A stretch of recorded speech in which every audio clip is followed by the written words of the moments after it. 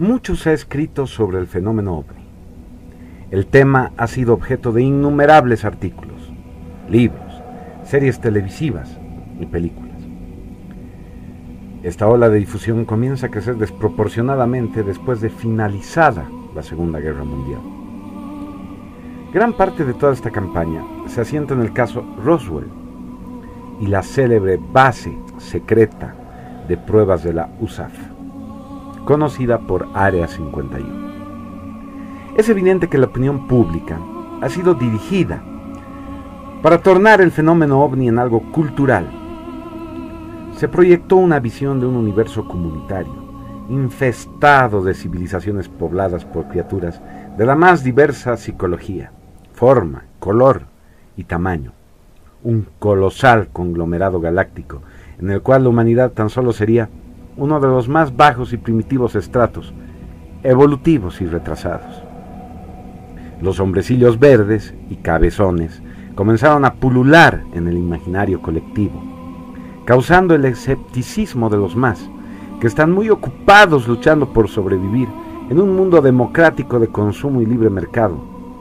La fantasía y confusión en los millones de aficionados que intuyen que es una pieza clave de una vasta conspiración urdida para encubrir algo relevante que, de salir a la luz, podría cambiar su mundo. En los 50s, Orson Welles y su Guerra de los Mundos impactó con una imagen hostil del extraterrestre imperialista que quiere dominar el universo mediante la guerra y el terror. En los 70s, Erich von Däniken nos deslumbró con una imagen del extraterrestre gestor de mundos, omnipresente y creador, que se las da de Dios, dejando rastros de su presencia en toda la prehistoria humana. En los 80s, en los países hispanoparlantes, J.J. Benítez conmovió la ufología con la visión del extraterrestre angelical, subalterno de Dios, que busca la evolución espiritual de la humanidad a través del amor fraterno y el sacrificio. Su serie de libros, Caballo de Troya, donde revela un Jesús extraterrestre perteneciente a una orden galáctica, estremeció a círculos esotéricos de la más diversa índole. Esta visión del extraterrestre dulce y buenoide, que ejecuta un gran plan cósmico, fue asumida en mayor o menor medida por numerosas sectas del final de los tiempos, como la misión Rama de Sixto Paz. Sin embargo, recientemente ha surgido una nueva versión del origen del fenómeno ovni, que ha comenzado a ser dosificadamente difundida. Diremos que el mundo actual puede aceptar, viviendo una al lado de otra, bien juntas, todo tipo de cosas, buenas y malas. No importa, son toleradas por el sistema.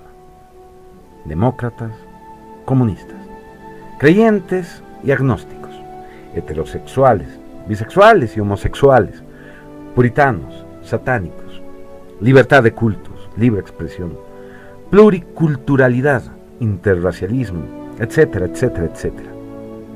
Hasta el racismo es tolerado. Pero solo hay una cosa que no tolera ni tolerará, bajo ninguna circunstancia: el nazismo. Pues bien, ahora podemos comprender por qué después de 66 años, recién el sistema está comenzando a difundir muy tenuemente y de refilón esta nueva versión del fenómeno ovni. Los ovnis, o Foo Fighters, serían el resultado de un salto tecnológico revolucionario propiciado por la Alemania nazi. Y no se le escapará al buscador avesado que las implicancias de esta versión son enormes. He ahí el porqué de su tenaz ocultamiento. Ya a principios de los 80s, comenzó a filtrarse esta nueva versión a través de un movimiento de tinte esotérico bastante extraño, detectado en Argentina y Chile. Principalmente fue en Chile donde comenzó a circular de forma muy limitada, controlada y hasta supervisada, la obra de Miguel Serra, este pseudo nazi, en su obra El Cordón Dorado, una rara mezcla de tradiciones gnósticas, teosofía y romance, sugiere el lado oculto del nazismo. 2 décadas antes, en el bestseller de Luis Pables y Jacques Vergier, El Retorno de los Brujos, se afirma que el Tercer Reich habría logrado abrir una puerta hacia otros mundos a través de alguna técnica desconocida o olvidada. Los libros de Serrano fueron difundidos en círculos esotéricos. Nunca lograron gran notoriedad y prácticamente su obra es desconocida para el público del ocultismo en general. Serrano pasaría como un estrafalario loco, pseudo-nazi, si no fuera porque hay una fuente oculta de donde sacó la información, vertida en sus libros. Esa fuente estaría en la Argentina. Y porque a finales de los 90 comenzó a difundirse en canales científicos y culturales de televisión como Mundo Olé, Discovery Channel y recientemente en History Channel, información que confirmaría la versión de los ovnis nazis, al menos en parte. Primeramente, ¿por qué después de 60 años y de haber distorsionado el fenómeno ovni hasta niveles tan obscenos, el sistema comete el gran error de ponerse en evidencia suscitando la difusión de información clasificada sobre el fenómeno ovni y su verdadero origen después de la Segunda Guerra Mundial? Es decir, con esa información todas las teorías equilibradas hasta hoy para explicar el fenómeno ovni caerían en saco roto, restándoles toda validez. Benítez, von Däniken y Sixto Paz, así como el comandante Klomrow, David Icke y cientos de miles de fanáticos de Aldebarán, Ganímedes y Sirio B, el libro de una tía, La Guerra de las Galaxias y Mars Attacks, se arrancarían los cabellos ante el absurdo de sus construcciones sémicas alrededor del fenómeno ovni y la creencia en un orden galáctico dirigido por criaturas de la diversidad racial y psicológica más chocante, que ejecutan un plan divino absurdo, quedando por sentada en lo que realmente es, un cuento para niños y crédulos, diseñado para confundir y restarle seriedad a un fenómeno que, de ser cierto, destruiría la mentira en la que está cimentada la victoria aliada sobre la Alemania nazi en la Segunda Guerra Mundial. Proyecto OVNIS tiene por finalidad este cometido: demostrar información que puede cambiar nuestra forma de ver el mundo y a nosotros mismos. Bienvenidos, pues, a un viaje inimaginable. Con toda razón ustedes comprobarán lo que muchos escritores han afirmado, que la realidad siempre supera la ficción. Lo que el mundo esconde. Veamos. A simple vista, sin abusar mucho la mirada, casi todos somos capaces de notar distorsiones y anomalías en el entramado de la historia oficial que se nos ha inculcado a través de generaciones y generaciones. Hay muchos hechos culturales y registros históricos que han sido deliberadamente omitidos o cambiados. Siempre en líneas generales, pongamos en evidencia algunos de los más notorios y evidentes. El origen del universo, el origen del hombre, el origen de la civilización, el origen de la religión. En vista de la complejidad que representa plantear y clasificar estos contenidos, creemos que a través de estas 4 categorías podemos exponer con cierta sencillez la filigrana del gigantesco entramado, la manipulación que el sistema ha ejercido en varios ámbitos y desde diferentes perspectivas para desorientar a la humanidad. Con esto trataremos de englobar, en la medida de lo posible, todo o casi todo lo omitido, desvirtuado y distorsionado por la cultura. El origen del universo. La cultura del sistema pregona 2 posturas al respecto. La teoría de la incertidumbre materialista, que afirma que el universo siempre ha estado y siempre va a estar, que todo es fruto de la casualidad y el accidente, por lo que ante esta entropía natural solo cabe a la humanidad desarrollar las posibilidades hasta el límite del progreso que podamos alcanzar para llegar a ningún lado. Y la teoría de la finalidad teleológica, disfrazada de espiritualidad, pero igualmente materialista, que afirma que el universo ha sido creado con algún motivo que desconocemos y que se nos revelará en algún momento, cuando haya cumplido su propósito y sobrevenga el final.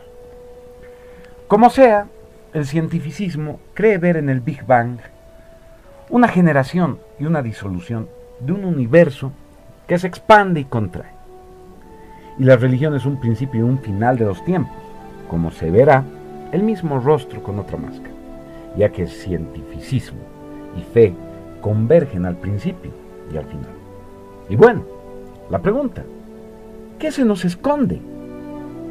Es evidente que algo se esconde, pues en ambos casos el universo no tiene sentido, sea que se destruya porque sí o porque una voluntad superior así lo ha designado. De todas maneras somos impotentes para conocer la causa primera, postulado teológico por excelencia de todas las religiones. Antes de contestar a la pregunta planteada, reflexionemos sobre esto. El universo es demasiado grande para pretender reducir la distancia a la estrella más cercana por una ley eminente que postula que nada puede ser capaz de viajar a la velocidad de la luz, imposibilitando la verificación empírica de vida más allá de los límites del sistema solar. Y que ante este incierto, o bien el universo está compuesto de gases y no hay otras formas de vida inteligente además de la nuestra, o existe, pero está demasiado lejos para que alguna vez hagamos contacto. Por otro lado, el rumbo tecnológico del mundo no prevé la posibilidad fáctica de viajes interdimensionales que estaría a milenios de lograrse, si es que sobrevivimos a nuestra infancia tecnológica y no nos autodestruimos antes en una inmensa hecatombe nuclear. Para entrever esta visión, recomiendo ver y analizar la película de ciencia ficción Contact, de Robert Zemeckis. La teoría de la relatividad es solo eso, teoría, y nunca veremos un agujero de gusano o una máquina del tiempo. Y para la mayoría de la humanidad, salvo alguno que otro astronauta, jamás tendremos la posibilidad de salir de este planeta como no sea muriendo, lo que no garantiza tampoco nada en absoluto, puesto que también se nos esconde lo que nos espera luego de morir. En este sentido, realmente, no hay mucha diferencia entre un hombre de las cavernas o un ejecutivo de Wall Street que viaja en lujosos jets privados. Ambos están limitados por la misma imposibilidad. Ahora bien, contestemos a la pregunta, ¿qué se nos esconde? La respuesta podrá parecer obvia y hasta demasiado simple, pero es completamente verificable si tenemos la capacidad de aceptar el peso de la evidencia, que estamos en una cárcel de proporciones planetarias, un gigantesco campo de concentración, llevando a cuestas la ilusión de una vida inducida por factores psicológicos y un sistema de control social. El origen del hombre. En cuanto al origen de la humanidad, tropezamos con el mismo problema. Una estrategia de confusión ha tejido un manto de ocultamiento, tanto si aceptamos la teoría de la evolución o la creacionista si somos creyentes. Restos paleoarqueológicos sugieren la existencia de una humanidad gigantesca, de colosal antigüedad, que ha matizado la teoría ovni. Sacharia Sitchin presenta evidencia interesante sobre la presencia de una raza extraterrestre, los Anunnaki, en la progresión de la civilización sumeria. Aún así, sus afirmaciones son tachadas de itinerantes y fantasiosas por una comunidad científica que hace la vista gorda ante rastros megalíticos como Sacsayhuamán y Baalbek, empecinándose en hallar el eslabón perdido, el homínido humanoide, que probaría la transición evolutiva del Neandertal al Cromañón. Además está decir que la existencia de gigantes en un pasado remoto desbarataría por sí misma toda la teoría darwinista, que sigue enseñándose en colegios y universidades de facto, sin ninguna base empírica. Se nos esconde el rastro de gigantes, se nos esconde el origen filogenético reptiloide del Homo sapiens, que nunca podrá ser explicado por la teoría evolucionista. ¿Por qué? Pues porque el Homo sapiens es producto de una mutación genética artificial. La tesis de Sitchin, sugerida antes por Däniken, es una anomalía evidenciada del origen filogenético de la humanidad, que se esconde deliberadamente. Y aunque los creacionistas y el mito de la creación sugieren que la divinidad operó una mutación genética, todas las religiones omiten cualquier referencia al origen extraterrestre del ser humano, ensañando al hombre en una visión sagrada, sesgada, que explica la natural aversión por la religión que sienten los cada día más agnósticos que hay en el mundo. El origen de la civilización. Según la tesis de Paul H. Koch, en su obra La historia oculta del mundo, el planeta está virtualmente plagado de restos paleoarqueológicos de la Atlántida, visibles y abundantes, pero deliberadamente etiquetados como restos de otras culturas muy posteriores, restándoles su verdadera antigüedad. De nada ha servido que Arthur Poznański, el más grande experto en tiahuanacología, datara en más de 20.000 años la antigüedad de Tiahuanaco.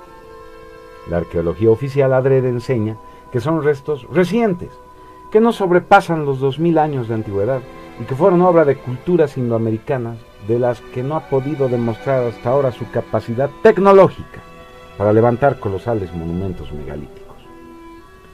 Hasta hoy, los mismos daltónicos, con la terquedad más incomprensible, siguen sosteniendo que los modernos egipcios, una cultura semita, que no posee el grado tecnológico para manipular semejantes monolitos, ha construido las pirámides usando primitivas y rudimentarias herramientas, troncos de madera como rampas, y la tracción humana de mano de obra esclava para levantarlas.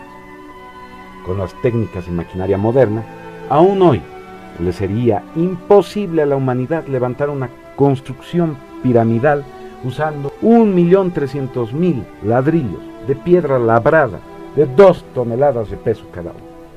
¿Qué se nos esconde?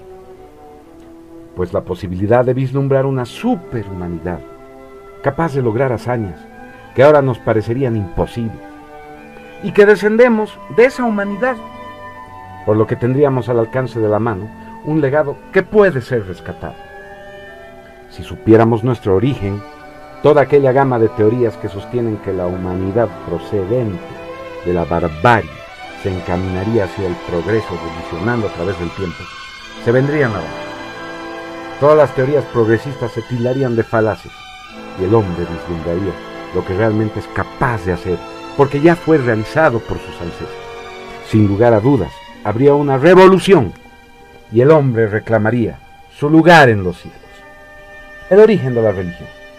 Plantearemos ahora una pregunta muy importante.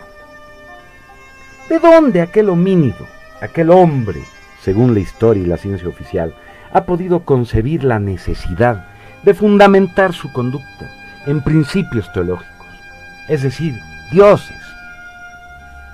Para responder esta pregunta debemos hacer un paréntesis y analizar lo que significa principio teológico. Y aquí la cosa se torna realmente interesante, porque un principio teológico siempre representa una conducta activa, y una conducta activa solo puede ser canalizada a través de una entidad física consciente de sí misma. Y no solo eso, ya que para servir de inspiración, emulación, imitación, una comunidad también compuesta de entidades conscientes y por ende sociales debe entrar en contacto directo con dicha entidad principista. En este sentido, no cuesta nada entender la afirmación de casi todos los pueblos del mundo, en sus tradiciones ancestrales, de haber entrado en contacto directo con sus deidades. Los ingas aseguraban descender de la orejona, venida de Venus. Los sumerios de Inanna, Enki y Enlil. Los indoarios de Brahma y Shiva. Es más, aún existe una línea o casta brahmánica o sacerdotal y otra kshatriya, guerrera y shivaísta. Las tradiciones germánicas y nórdicas aseguran que Botán y sus haces convivieron junto a los Vanir y los pueblos del Pacto de Sangre. En la Biblia, Jehová, el más importante principio teológico, se describe humano, soberbio, misógino, vengativo y especulador, degustando comidas al aire libre, ayuntando con mujeres de carne, combatiendo físicamente junto a sus acólitos, acompañado de ángeles, arcángeles y demonios, como la mayoría de las deidades del panteón griego, siempre con problemas de falda, riña e hijos no deseados. Pero si hasta el más reciente Dios encarnado caminó junto a los humanos, legándonos un principio que, si hubiera sido asimilado por la humanidad, habría cambiado el mundo. Que no se nos diga entonces que estamos hablando estupideces y que no tenemos razón al criticar la actitud sacralizante de las religiones que han provocado la desvinculación de sus adeptos y creyentes con los mismos principios que las fundamentan. Todo para escondernos la realidad de la existencia de entidades que viven en planos superiores de este universo, controlando todas las variables culturales para retenernos en la cárcel prisión en la que nos han encerrado. En todo caso, dando un vistazo al mundo real en que vivimos, debemos inclinarnos a pensar que estas deidades sienten desprecio por los seres humanos. Pero adentrándonos en la tradición y la mitología ancestral de varios pueblos y culturas, al menos tendríamos la oportunidad de lograr su favor. Por ejemplo, los dioses germánicos aseguran a los hombres que mueren por defender una causa justa la entrada a su morada y el fruto de la inmortalidad. Otras, en cambio, exigen sumisión, humillación y adoración por parte de sus seguidores. Como tendremos oportunidad de revisar más adelante, el paganismo y el mismo monoteísmo giran en torno a esta dualidad, una rivalidad entre deidades antagónicas.